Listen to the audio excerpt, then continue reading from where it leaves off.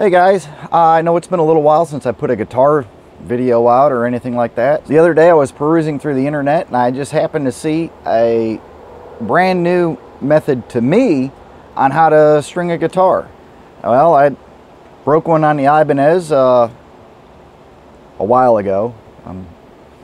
Got a bunch of wall hangers, so you know, putting strings on is kind of a hassle when you have to do as many as I have. I thought, you know what? Let's try this this new to me method, which I'm going to call the Paul Reed Smith method because that's the website that I found it on. So, first, the conventional way that we were taught, or at least I was taught, on how to string a guitar properly. This is the conventional method of stringing a guitar. Put the string through the machine head, the tuner, or whatever you want to call it, and you get 3 solid wraps on a wound string. If you have like for the G, which is not wound on an electric, you put a couple more wraps on there. This has been the way that we've restrung our guitars since more or less the beginning of time. Normally when I string my guitar, I'll string it one at a time, and that means that I'm going to clip off one string and then put the new string on, then move to the next one. But on this particular guitar, I want to do some cleaning and around the machine heads and on the neck, clean some of the gunk out of the frets and stuff like that. So I'm going to do this one a little bit different than what I normally do.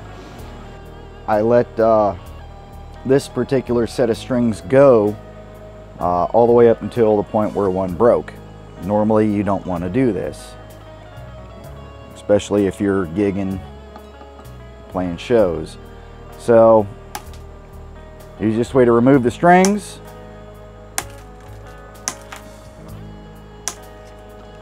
is like that. Grab a hold of that guy, pull it off. So after we've clipped all of our strings, this particular guitar, the strings come through the back side. Your mileage may vary. We're going to run those and just do them all at once. On this particular brand of string, the way they identify the different gauges is by color on the changing the color, I guess, on the bobbin or whatever you want to call that there guy. All right, so here we go. Before we pull them all the way through, we can double, triple check and make sure that our colors line up with exactly where they're supposed to go in the guitar. So there's our 6, which is brass. Next one should be red. It goes without saying to make sure that we do not bend the strings at this point. Black. Green. We should have purple next.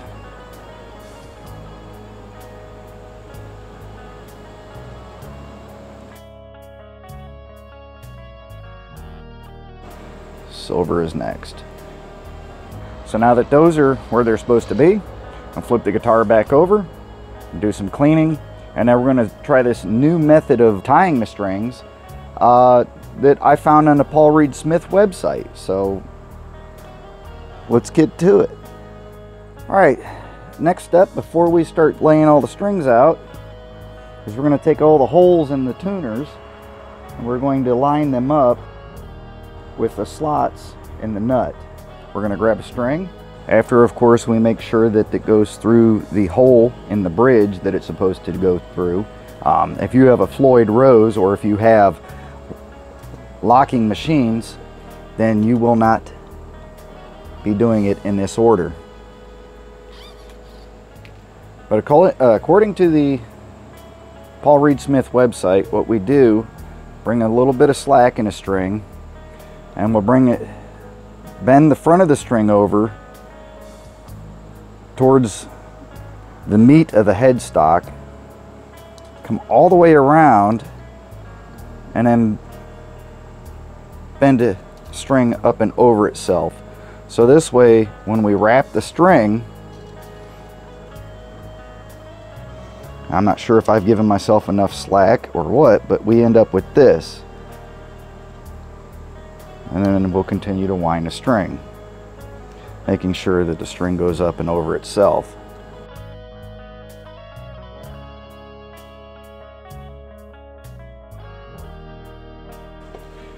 The last step is to clip the wire. So let's do that again 5 more times, and then see whether or not this is any better for keeping your guitar in tune.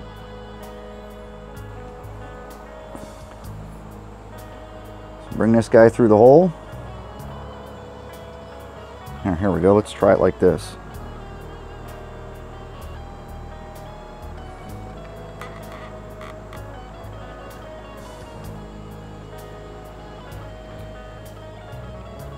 String through the hole, and we're going to take back just a little bit of slack, make a nice little bend there, come all the way around, twisty, and then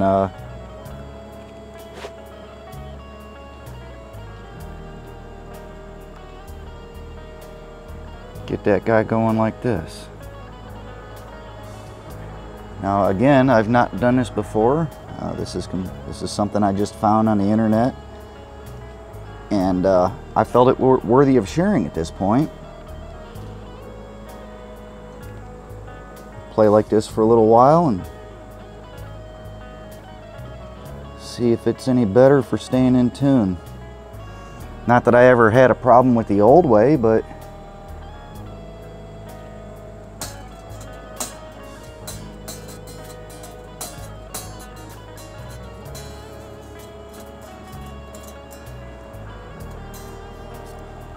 I'm not opposed to trying new things.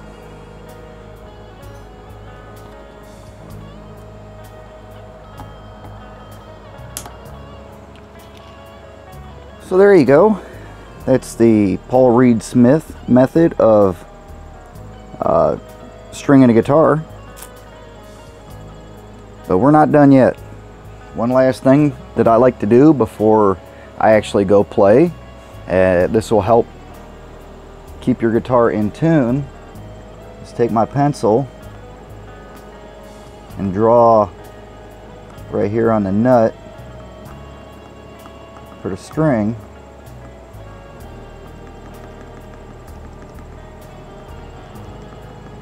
Put a little bit of graphite down in there.